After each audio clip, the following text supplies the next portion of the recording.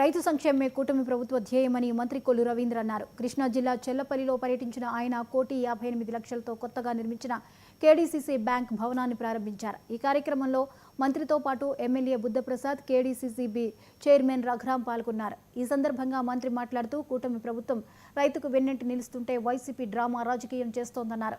MLA Buddha Prasad మాట్లాడుతూ సహకార వ్యవస్థలో కేడీసీసీ బ్యాంక్ దేశంలోనే ఉత్తమ బ్యాంక్ అన్నారు. రైతులకు వడ్డీ లేని రుణాలు ఇచ్చేందుకు రూపొందిస్తున్నట్లు కేడీసీసీబీ చైర్మన్ రఘురాం ప్రకటించారు.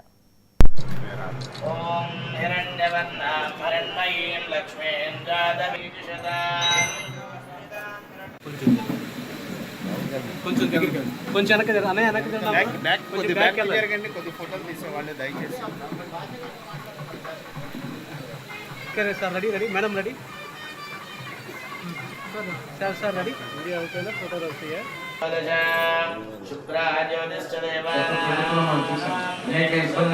వ్యవసాయం చేయాలని కూడా భయం వేసే పరిస్థితి ఇవాళ త్వరలోనే బ్యాంకులన్నీ కూడా, ఎందుకంటే ముందే ఎలక్షన్స్ పెడితే అంత అవకతవకలు చేస్తారు.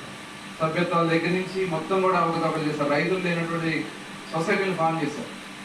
అందుకని గౌరవ ముఖ్యమంత్రి గారు ఈ సొసైటీ ఏదైతే ఈ సహకార సంఘాల మీద ఉన్నటువంటి గౌరవంతో మళ్ళీ తిరిగి నిజమైనటువంటి రైతుల్ని సభ్యులుగా పెట్టి త్వరలోనే ఎన్నికలు పెట్టి నిజమైనటువంటి పాలకవర్గాన్ని ఏర్పాటు చేయాలని గౌరవ ముఖ్యమంత్రి గారు ఆశిస్తూ ఉన్నారు. దానికోసమే మొదటి విడతగా ఇప్పుడు అడగ కమిటీలుగా వీళ్ళందరూ కూడా ఏర్పాటు చేసుకోవడం జరిగింది. ఈ కమిటీల ఆధ్వర్యంలో మొత్తం గాడి తప్పినటువంటి పరిపాలన అంతా కూడా రాష్ట్రంలో ఒక గాడి మీదకి తీసుకొచ్చి తర్వాత ఈ మరింత బలోపేతం చేసుకోవడానికి కావాల్సినటువంటి కార్యక్రమాలన్నీ కూడా చేసుకుంటూ ముందుకెళ్తాం. ఇవాళ చూసాం ఎరువులు కూడా గతంలో చేసినటువంటి పొరపాటు వల్ల ఇవాళ కేంద్రం కూడా ఆలోచన చేస్తాం. ఎందుకు ఈ రోజు ఇవాళ ఎరువులు ఇంత మనకి టైట్ అయిందంటే ఇవాళ అవసరానికి మించి మనం వ్యవసాయానికి పడుతున్నాం. దానివల్ల ఆరోగ్యాల మీద దెబ్బతింటాం.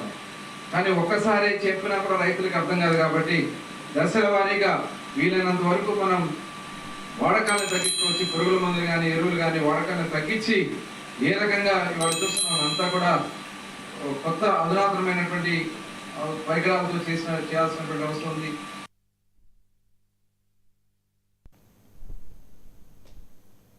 గొప్ప చరిత్ర ఉన్నటువంటి బ్యాంక్ అనేది మనందరికీ తెలిసిన వాస్తవం. భారతీయ సహకార ఉద్యమ చరిత్రలో ఈ బ్యాంకుకి ఒక ప్రత్యేకమైనటువంటి స్థానం అప్పటి నుంచి ఇప్పటికీ కూడా కొనసాగుతూ వస్తూ ఉంది అనటంలో ఎటువంటి అనుమానం లేదు. స్థాపించిన నాటి నుంచి ఈనాటి వరకు కూడా లాభాల్లోనే ఉంది అనేది అక్కడ మనకి రికార్డెడ్ సాక్ష్యం. పెద్దలు భవరాజు పట్టాభి సీతారామయ్య గారు, అలాగనే అయ్యదేవర కాళేశ్వరరావు గారు, ఈ ఇద్దరి కృషి, ఆ పట్టుదల, అది ఈనాటికి కూడా వాళ్ళు నెలకొల్పినటువంటి ఆ సాంప్రదాయం, ఆ డిసిప్లిన్ ఏదైతే ఉందో అది నిరంతరం అంటే అనూచనంగా ముందుకు వస్తూనే ఉంది, కొనసాగుతూనే ఉంది. ఈ క్రమంలో ఈ పరంపరలో చంద్రబాబు నాయుడు గారు నన్ను ఈ బ్యాంకుకి చైర్మన్గా ఆయన నియమించడం జరిగింది. ఈరోజు నేను ఒకటే చెప్తా ఉన్నా, ఏదైతే గతం నుంచి కొనసాగుతూ ఉన్నటువంటి ప్రమాణాలు ఉన్నాయో వాటిని పూర్తి స్థాయిలో 100కి 100% నేను వాటిని ముందుకు తీసుకొని పోతాను అనేది ఈ వేదిక సందర్భంగా తెలియజేస్తా ఉన్నా.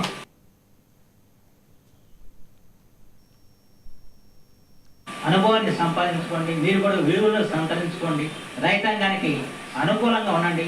రైతు ఏ పార్టీ వాడన్నది మనకు అనవసరం. రైతుకి మనం మేలు చేయడమే మన యొక్క లక్ష్యం.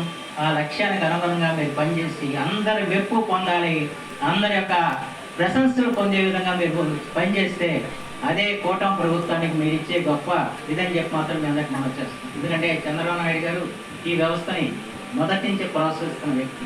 అందుచేత ఆ వ్యవస్థను మనం చేయాలి. అయితే నాకు ఒక బాధ ఉంది ఏంటంటే, ఇంతవరకు కృష్ణా కోఆపరేటివ్ సెంట్రల్ బ్యాంక్ అధ్యక్షులే ఆప్కా అధ్యక్షులుగా పనిచేశారు. మంత్రి గారు కూడా వినాలి ఆ విషయం. నేను మంత్రిగా ఉన్నప్పుడు ఖచ్చితంగా ఆ రోజున ముఖ్యమంత్రి గారితో మాట్లాడి కృష్ణా జిల్లా సహకార బ్యాంక్ అధ్యక్షులకే ఆప్కా అధ్యక్షులు ఇచ్చే విధంగా పనిచేశారు. అంటే భవిష్యత్తులో ఎందుకంటే ఈ బ్యాంకు దేశానికి ఆదర్శమైన బ్యాంకు, ఇంత ఆర్జన గల బ్యాంకు ఇంకెక్కడా లేదు. ఇవాళ చాలా బ్యాంకులు ఏమవుతాయో తెలియదు, అంత దుస్థితిలో ఉన్నాయి. అంచేత ఏదైతే బ్యాంక్ అయితే బాగా పనిచేస్తుందో ఆ బ్యాంకుని మనం గౌరవించాల్సిన బాధ్యత ఉంది. అది భవిష్యత్తులో ఆ రకంగా కార్యక్రమం జరగాలని చెప్పి మాత్రం నేను కోరుకుంటున్నాను. ఎందుకంటే ఈ బ్యాంక్ యొక్క వ్యవస్థాపన ఇక్కడ జరిగింది, సహకార ఉద్యమానికే వ్యవస్థాపన ఇక్కడ జరిగింది. తదనంతరం మిగతా బ్యాంకులను కూడా ఏర్పడ్డాయి. అంచేత ఈ బ్యాంకును మనం ఖచ్చితంగా దీనికి ఒక గుర్తింపు తెచ్చే విధంగా అందరూ కలిసి చక్కగా పనిచేయాల్సిన అవసరం మాత్రం ఎంతైనా ఉందని చెప్పి మాత్రం ఈ సందర్భంగా